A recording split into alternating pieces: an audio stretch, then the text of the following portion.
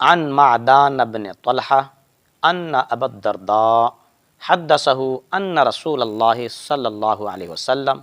قاء فافطر قال فلقيت ثوبان في مسجد دمشق فقلت ان ابا الدرداء حدثني ان رسول اللہ صلی اللہ علیہ وسلم قاء فافطر قال صدق وانا سببت له وضوءه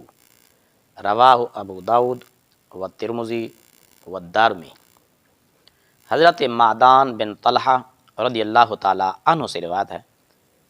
کہ حضرت ابو درداء رضی اللہ تعالیٰ عنہ نے اسے حدیث بیان کی کہ رسول اللہ صلی اللہ علیہ وآلہ وسلم نے قے کی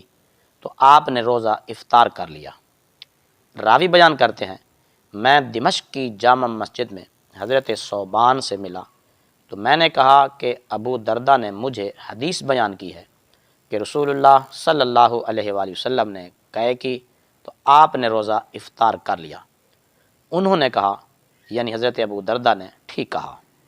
اور میں نے آپ کے لیے آپ کے وضو کا پانی انڈیلا تھا۔